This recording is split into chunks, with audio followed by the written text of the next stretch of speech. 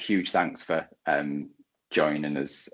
I think this for us is the first app in the spotlight, which we've done, and I think you will probably know that we use a lot of different products in terms of how we deliver our services to clients, really to look at the efficiency surrounding it, the speed of our delivery, and obviously just to streamline how we can offer certain services. So I think for us, we spend a lot of time investing in different products, working closely with the likes of yourselves and different suppliers, etc. And I think what I hope to do is sort of just share through conversation with people in the market just what products are actually available.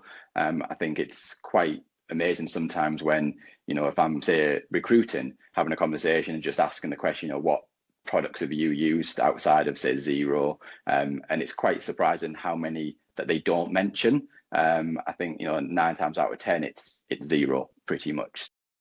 Yeah. I think, if we can just educate a little bit more, that's definitely what I'm sort of looking for. And I think I probably know, I feel like I know quite a bit about Apron, about you. We've sort of spent quite a bit of time together, learned a little bit about the journey, but I think I'm always interested in knowing more and sort of understanding everything pre something. So really, it would be really interesting just to start right at the beginning, understand a little bit about you, what you did previously, and leading into why become an entrepreneur, why go into the payment market or the fintech market first. Yeah, I think it'd be interesting just to sort of understand that, if you don't mind. Yeah, of course. Thanks, Dan. Where do I start? So I guess prior to Apron, I've spent a lot of time in consumer fintech in payments industry. So I worked for Revolut for a long time, and then for Square briefly before I found the kind of spark for Apron, and this experience has been foundational for me in terms of understanding how payments work and what it takes to deliver good payments product and payment service. And then I spent 4 years at Revolut, and then I joined Square after that. And what's interesting about Square is that they have two business lines. They have the what they call seller business line, which is SMBs accepting payments. I'm sure you saw those Square terminals in coffee shops, etc. And they also have the retail business arm. It's called Cash App. So it's a pretty much retail banking app in the US. It's huge. It's got, I think, 50 million monthly active customers today. And I was part of the retail arm. I was part of Cash App here in Europe, but we still interacted a lot with people at the other side of the business, with seller. So I was getting kind of more and more aware of how payments work in the business world, and just seeing it from the consumer side, it struck me because business payments were a decade ago compared to where consumer payments were at the time. It was 2021 at that stage. By that time, we saw companies like Revolut and Monzo, they took consumer fintech, consumer payments to completely different level. Great consumer experiences, great products. Business payments were just stuck in the old days. And this was the spark. It was a bit random, and I started digging into this problem, and I started talking to business owners in London and friends and family to begin with, and I understood that it's a huge problem, and I didn't see any fundamental reasons for why business payments should be so clunky. And the initial hunch was let's build consumer grade experience for the world of business payments. Let's try to do the same thing Revolut and Monzo did for consumer payments, but we'll do it for business payments. So that was the starting point. Okay. Just thinking that, because we've spent probably going back to sort of 2020, 2021, when we heard that there was this opportunity in the market and there was products coming out that would enable us to do what you're saying, get that consumer experience for business. And we spent a lot of time researching and looking at what product, because there was a couple at the time, but very quickly they weren't really giving us what we wanted, but actually the success rate of making a payment was quite poor, but that links to open banking. And I know certain payment products do through the open banking route, some do the wallet route. Yours is slightly different the way I understand it. Did that experience any sort of challenges, or especially with open banking being quite tight, and I know rules have relaxed a little bit now and it's improving. So, how was that coming into the market like a barrier? Yeah, totally. So when we just set up and started forming the team, we didn't know anything about the issues with open banking, and then there are all these other people trying to solve it with wallet, etc. So we just started building products, and then we started learning about these issues. The initial idea was open banking, of course, because it's kind of on the surface, simple from regulatory standpoint. You don't need a license to do this. So we started with that, and very quickly we realized that there are too much constraints. We can never deliver good user experience with the open banking rail. And then next idea is okay, we can probably do it with a wallet, because then we control the payouts and it's easy. But we spent a lot of time talking to business owners who run cafe shops and restaurants, because they were the easiest ones to reach initially, because we could just kind of walk and knock the doors and try to kind of catch the business owner and talk to them. And we realized that business owners see wallet as another bank account, and no one is looking to get another bank account. I quickly realized that it's also not going to work. It's not going to fly. It's too complex for the SMBs. It's not going to give us this consumer grade experience we were looking for. And then what we came up with is we engineered a platform where Apron is in the flow of funds. And when people on Apron instruct payments, let's say they select 100 invoices to pay, let's say there are 10 suppliers. What we do is we take money from their bank account in one go. So it's a single transaction versus batch payment from their bank perspective. And then we instantly, the moment funds hit our accounts, we instantly disburse funds to the beneficiaries, to the suppliers. And this was very hard to build. It took us a year and a half, and it's defined as a payment service in the UK. So it's a regulated business. We had to work on our license to do this. But in the end, this is what allowed us to offer good payment success rates. It allowed us to offer batch payments pretty much regardless of which bank the business had, and this was the kind of starting point on which we could start building. We could start expanding the product. We could start bringing it to more customers. So without those innovations at the platform level, nothing would have happened on the Apron side for us. Okay, thanks. So I think that's obviously, you started to talk there a little bit about how you initiate a payment, and I think I want to ask just about the different modules and the different elements of the product, because I think there's, over the time we've used it, there's been certain new releases. But what would you say, if you could describe in a sort of a short way, what's Apron's USP? What's unique about Apron over using one of the other either wallet type payment providers or non-wallet payment providers? What's so unique about Apron? Yeah, great question. Easiest answer is it works, and it's worked for us for sure. Yeah. Thanks, Dan. Yeah, there's still a lot of work to do, and we keep investing a lot into supporting all the edge cases, supporting all the banks, etc. Large transactions, small transactions. Yeah, we're doing a lot of work to make sure that when customer comes to us, whoever they are, whoever they bank with, whatever their payment patterns, transactions need to work seamlessly. And we also want the experience in app to be very simple, very intuitive, consumer grade. So that's the most important. That's the most important USP, I'd say. Apron got a lot of functionality, a lot of features, but we still try to keep it simple. And we continuously invest into making it work, regardless of who the customer banks with and what's their transaction pattern. And then on top of it, we have this overarching idea of de-stacking, we call it. So we started with this problem of bill pay, and then so we started working with SMBs and their accountants, obviously. And then we realized that every business, if they want to manage their outgoings, employee spend, supplier payments, they end up with 3, 4, 5 different applications for it. So they would use something for some apps like I don't know, auto entry, DAX, etc., like pre-accounting apps, they also call it.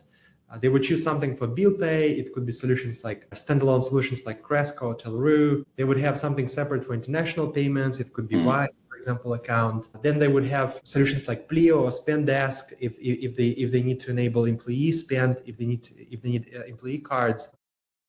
This didn't make much sense to us because, again, coming from consumer world, you just have one app and it works. If you need, like, take Revolut or Monzo, there are so many different use cases. You can invest, you can use it as your day-to-day bank. You can send money, receive money, etc. So we kind of started consolidating all things money out, we call it, into one single platform. After bill pay, we launched invoice capture product, and now we're working on expense card that will close the loop on all things money out. But we'll talk more about it. But the other USP is Apron is a platform. It's not a narrow use case app. We're building a platform where businesses can organize their spend, their entire spend. Okay, I think that is interesting. That's what we've seen sort of the develop, and you're right. Like, we do try to consolidate the number of products that we do use. So when we look at, for example, management reporting and forecasting, historically we've used two products, and now we're at a point where we're using a singular product. One, it does exactly what we want. It streamlines everything. And actually, when you're trying to look at insight information and look at your actuals and your forecast and reforecast, it's all under one product. So yeah. I totally get it. And before you know it, you've got, as you say, you've got your accounting product, you've got your data capture product, then you've got an approval product that does something different, and then your payments, et cetera, et cetera. So before you know it, you've got half a dozen different products, which will feel efficient. But from a consolidation perspective, you're going to see even more efficiency and more time saved. So I think where you do have different modules now, and the last point you made was actually quite interesting on the expense side and other expense products that are available, the likes of Soldo, Plio, etc.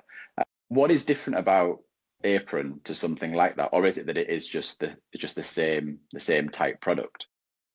Yeah. So. You're taking me back to 2022 with this question. It all started with when we launched Bill Pay, our very first product.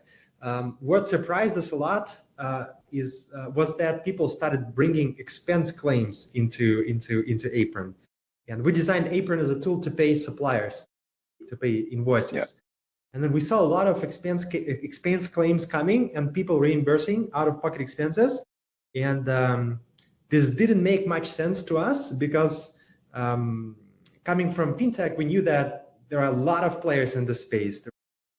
Plio, they've been around for a decade. There are folks like Spendesk and Soldo and many other, probably a couple dozen solutions if you look at all the long tail. And we couldn't understand why in such a crowded market, people solving this problem for so long, so many different players, there are still people bringing expense claims into Apron. They were hacking product in order to reimburse. They were pretty much hacking Apron product in order to reimburse their employees. And we started talking to our first customers.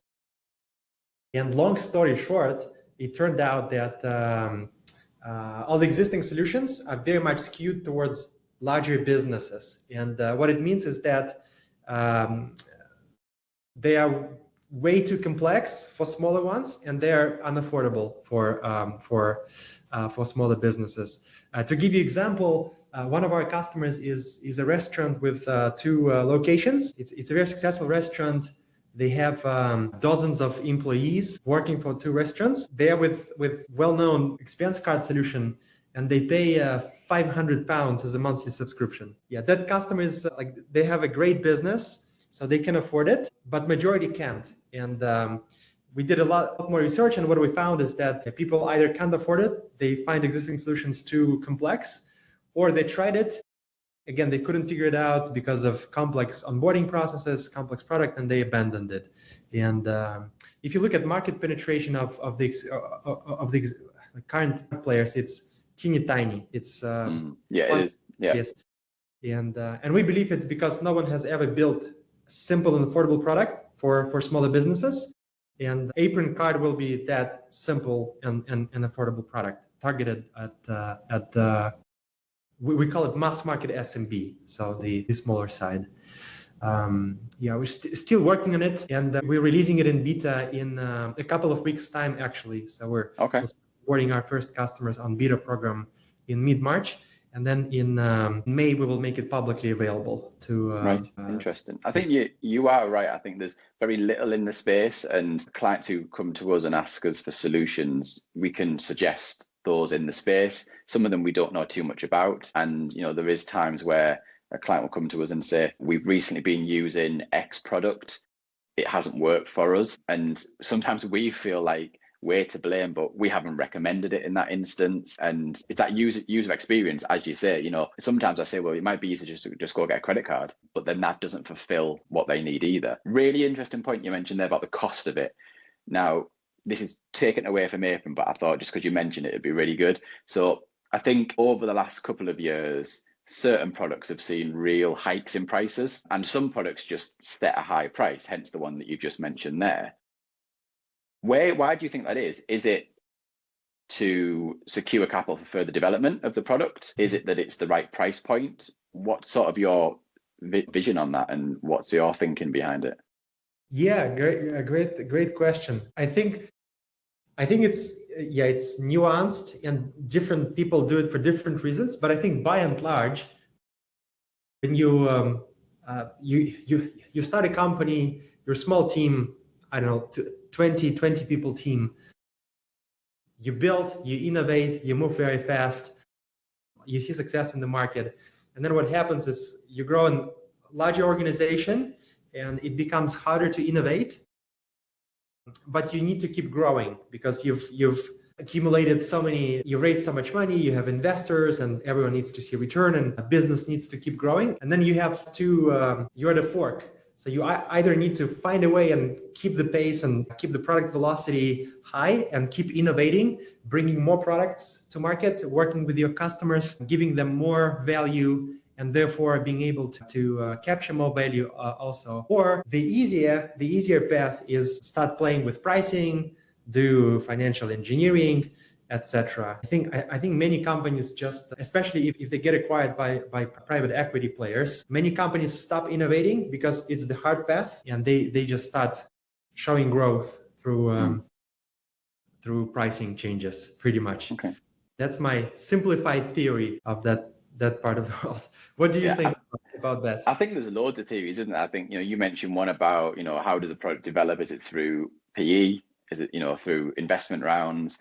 Is it through price hikes? And I think there was a lot of we're a part of an association, and we had a meeting on sort of the digital side of things, and we talked about certain hikes. And I think sometimes the prices sometimes are what they are, and I think when we balance out all these subscriptions these days. I think remember when I trained, Sage was the product then, and it wasn't a few pounds a month. And I think the way everything's going, and don't get me wrong, I think we all have our personal subscriptions, and I think if we added up how much we spend on the likes of Netflix, Amazon Prime, and before you know it, from a business's perspective, they might be spending £20 a year, £30 there, but it all sort of adds up. So I do get that as products do start to hike prices. But I think there's a difference between, a price hike marginally for the product for as many users and just the access to the product in its fullest versus a product that you mentioned before that's charging a fixed fee per month per user,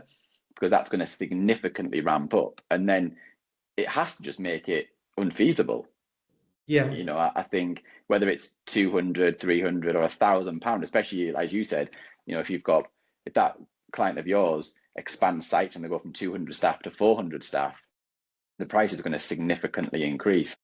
There does come a point where you've got to sit back and think, what is workable for us? Is it right? But who knows? I think we're going to continue to see developments, and products need to develop as well. So I do get an element of it is probably for the purposes of investment. So it'll be interesting to see what happens. Yeah, agreed. Yeah, I hope they'll put that extra money into good cause. Exactly.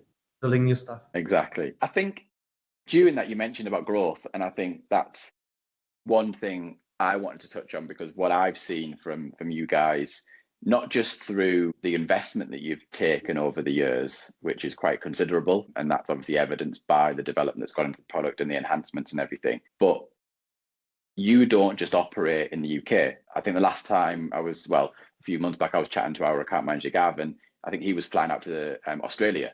So I think you are now, or you have been, operating worldwide. So from a growth point of view and milestones, that's got to be a milestone to go outside of the UK and look at clients across other parts of the world. So I guess two parts of that question. One is, what has been a milestone or a couple of good milestones that you recognize over the journey? And also, what have you seen and what's it been like operating worldwide? Yeah, great question. Thanks, Dan. Let me start with milestones. We started company 3 years ago. So is it a long time or not? Yeah, debatable, but so many things happen in this 3 years. Every level you go to, the challenges you navigate are so different. So you first navigate your first couple of customers. I remember this was our one of our major milestones was when we got the first customer that we didn't know personally, because we were building product for so long, and we had our initial group of 4, I believe it was about 4 businesses that started using early version of product, and we were building with them. They were our design partners, and we spent a lot of time with them, making sure that it's sleek, it works for them, they have the functionality they need. And then we were at a point where we allowed it to grow a little more, and then we started getting customers who didn't know personally, and it was huge. We were reporting this to our investors, and we celebrated, and this was great, kind of first milestone. We were getting first customers, something was working. Then we got to a point where we started getting hundreds of customers. So we got our first customer that we didn't know personally. Then we started getting hundreds of customers, and then many challenges came with it. So we had to manage for a lot more edge cases. We had to start building the go-to-market part of the business. How do we distribute the product? How do we talk about it, etc. Not just the product, the functionality itself, but a much wider. We started kind of painting and dealing with much wider picture. And now we're serving thousands of customers, and this is yet another level. And there are so many different challenges also with navigating, like platform stability and reliability of our services, payment success, as we mentioned. There are so many different banks we work with now at the moment, so many different payment patterns. And now we need to deal with a much bigger team also in order to sustain all that. So we are a 100 people team now, and we went from 30 to 100 in a year, in last year. It was incredibly painful. But so how did you find that interesting? Just to jump in, because I think many people, entrepreneurs, me included, starting a division a few years back with no clients and no staff, we've over a period of time gone from 2 of us, Rachel, who obviously started on this journey with me, and now we're at 12 staff. So not the 100 that you are, but in terms of jumping from 2 to 12 in a small division within a large accountancy practice has been challenging in itself. You want people to deliver in a certain way that you've established, and trying to get people from different backgrounds and different, when you recruit externally, getting them to, just deliver how you want them to. How is that going from 30 to 100? Yeah, very painful. That's for sure. But our approach has been, and we were guided a lot by our great investors, is to try to predict the break points. And when you add people, many things break. Your culture breaks, the way you work, the way you communicate. So our approach has been to try to predict it and build the new org chart every time we approach the break point, because otherwise growing, and there are so many challenges, you're firefighting, and if at the same time you also need to redesign your org chart and the way you work and the process, it's just a nightmare. Not always we were able to catch those breakpoints early on, but this has always been our approach, try to identify those break points early. And I think the main leverage was to introducing the new org chart. So we started with a flat team. Communication was easy. We had kind of informal reporting lines, etc. It was a flat team, like a sports team, on a field or on the ground. And then first we added the first leadership layer, then we added the second leadership layer, and then we considered how we split into teams, who owns what, how we communicate. And I think this was the biggest leverage. And then a lot of things around it. So we had to set up a people team, HR team who dealt with people topics because they were growing like a snowball. We had to codify our culture, make sure we maintain it as we add people to the team, and many other things surrounding the org chart. But whether you go from 30 to 100 or 2 to 12, doing those multiples is always hard. It doesn't matter what's the kind of starting point. If you're multiplying your headcount, it's things are gonna break. So I think what people want to do is to get ready for those breakpoints early on and try to build the new system slightly beforehand, 2-3 months beforehand, and then it will work. Smoother that way. Interesting. UK, going other parts of the world. How have you found that in terms of? Because I know when I've spoke to some of our related firms over into the States, they probably don't feel as advanced in tech as we are here in the UK. Have you found that as the uptake been the same? Have they been a bit, wow, what is this? This is nothing we've seen before. How can we actually use this? What's it been like? Yeah, so we've only seen Australia. So this is our first international market, and it's a very interesting market. So we found that businesses are quite tech savvy in Australia. If you look at cloud accounting penetration in Australia, it's almost twice higher compared to UK, and I think a lot of it is due to Xero coming out of that region, massively successful there. Part of it is culture, I think, but people are quite tech savvy, especially the SMBs. I don't know much about consumers, but the SMBs are. At the same time, there's less competition, so there are not as many companies in the market, tech companies, tech products there as in the UK. So what it leads to is, if you look at addressable market, if you add up the fact that more people use cloud accounting solutions, you can charge a little bit more because there is less competition.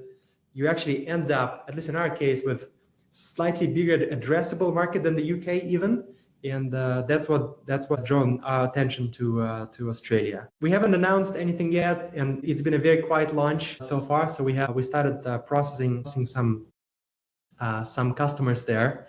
So we'll see how it goes. But so far, we're very, very excited about that market.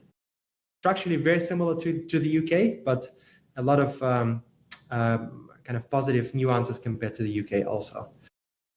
Good. I mean, Gavin said the same thing. I think he was actually, I saw him, I think the day he got back, he joined us at an Eagles basketball game. Obviously bit jet lagged, but he did say it was a really positive trip. So yeah, really good to sort of hear that. So I guess I probably would say the last thing I really wanted to ask was, so you've got bill pay, payroll, capture came along. You've mentioned expenses, and that's going to be going out as a pre-release, and then it'll be coming to the wider market sort of May time, I think you said, which is interesting for us for sure. But what is next, if you can say that? I know sometimes products want to keep things under wraps, but is there anything that you can share in terms of what might be coming throughout 2025 beyond expenses? Yes, certainly. There are a lot of plans, and directionally we want to keep building on this. I call it a sandwich. It's a 3-layered sandwich. Everything starts with payments, then bookkeeping happens on top of payment data, and then reporting happens on top of payments and bookkeeping. And so we started with payments. We're slowly making our way up. And interesting. With capture, we started some bookkeeping jobs, data capture, and helping with categorization and making sure records are clean in Ledger solution.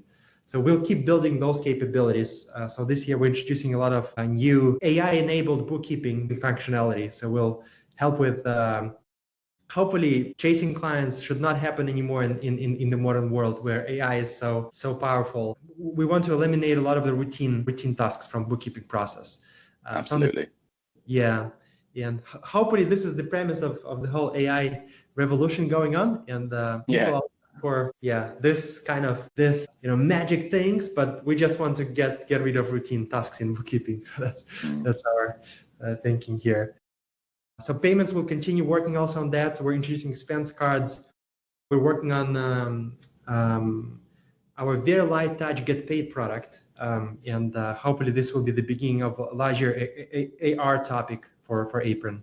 And the end goal is we want to build this financial OS for small businesses. So we want to process their incomings, their outgoings. We want them to be able to do their bookkeeping tasks in Apron also, not just payments. Hopefully they will end up with a single app that can do most of their finances, or at least a big chunk of their finances. Yeah, full consolidation. I mean, you might be giving me a reporting and forecasting product soon. Yeah, that's probably a long time away, but when time comes, we should chat about it for sure. Top of the sandwich, yeah, for sure. Great. Well, I think, have I got anything else? I think that's been hugely helpful for me as well. A lot more insight. I think hopefully that's going to give people a bigger and sort of a real insight to digest in terms of what Apron is, what it's there in the market for. So thank you for that. I think the only thing, unless you want to ask me anything, I wanted to ask you about this whole AI thing and like, what's your take there, and what do you see, and like, what do you foresee for the market? Yeah, I think there's so much speculation about it. One, it's going to take away jobs of accountants in full or in part. I think you've hit very close to what it'll do. It'll streamline and make mundane tasks and unnecessary tasks for us bookkeepers, accountants, who can deploy themselves elsewhere and cut out some of the real manual processes. So I think it's going to massively help, and we've seen it from certain aspects where it's really helping to take away some of these manual processes. And I would say that's like really early adoption AI, and it's, you know, whether it's the true definition of AI. I think what's interesting but nervous is how you hear people throwing, say, a board report, a management report into ChatGPT and asking it to give you an exec summary. Now, yes, you can, you know, pull out the company name and see what it does. And I think people are probably going to the nth degree of how ChatGPT probably might be able to work, but not maybe how we should be using it. I use it, but I use it to support me completing something, giving me some, you know, ideas and maybe it's a basis to go off and do something in particular, whether it's an article or something more for research rather than an answer. I think what is interesting about being able to pull data, so I know there's just been a launch of a product in the sort of the tax market and looking at tax advice and being able to analyze data for you to then in turn advise clients. I think it's great. I think, you know, will it be there in a few more years? Maybe. Is it there now? I don't know. I think we've considered moving to the use of a bot for sort of bank reconciliation and things like that. We haven't yet. We have sort of thought about it and sort of did a bit of analysis as to, okay, well, what clients would it be really useful to put it on to sort of go out to test? But again, I think there's other ways in which we can speed things up. I would like to think we as a firm at the front of the market in terms of early adopters, research, really understanding what's coming to market, to be at the forefront and get into relationships with our suppliers. And especially if we're, you know, getting to that AI perspective, really being there. I think what we don't want to do is, you know, do things too early and just use everything. Yeah, totally agree. It's really interesting. I didn't know the tax reports are being looked at by the AI people. I read an article, I don't know who it was, put an article out there, and it gave an exec summary of the data, but it's of standing data. It can't give you insight as to what's caused the data to give you that insight, give you that variable. You know, it's based on financial data, not your non-financial information. So yeah, I'm not convinced. And sometimes I can be easily convinced. And I'm not on this. We'll see how. Yeah, it's very interesting to observe it, and definitely very interesting to participate in it. Also, it's from our perspective, because we started with Capture a long time ago. We have a significant part of our team is machine learning engineers, AI engineers, And I can see how AI is taking first raw seed in our product and how many things are now enabled by AI. So just to give you one example, like when documents come into Apron, so there's a model that's now understanding if it's a payable or if it's a not payable, and it will give people this clean inbox. Again, it's not magic, but again, trying to eliminate those manual tasks. So many different little features are now going to just work a little bit better thanks to AI models. So yeah, very interesting to see. Yeah, for sure. It's definitely going quick. I think we went to DAF last year. We weren't going to go. I didn't feel that there'd be much change from 12 months prior. And we did go, and it was so interesting to see how AI has developed and how people are seeing it as actually developing. So it'll be interesting this year, but it's definitely coming at some pace. Totally. But yeah, for sure. Yeah. Well, last question for me, totally unrelated, and it's just more of an interesting point. So if you were going out for dinner, which two people would you invite? Oh, that's a good question. Oh, that's a great question. I would probably go with my girls, my wife and my daughter. I don't see them enough. So I enjoy that most. Good answer. That's a great question. Well, thanks for your time. Honestly, Bogdan, really appreciate it. So yeah, let's see what this can do, and hopefully it gives people much more of an insight into the product and the market, really, as to where the market's going. Totally. Thanks for having me, Dan. It's been great to chat to you. Let's do this more often. I enjoyed it a lot. For sure. Appreciate it. Thanks very much. Take care. Bye.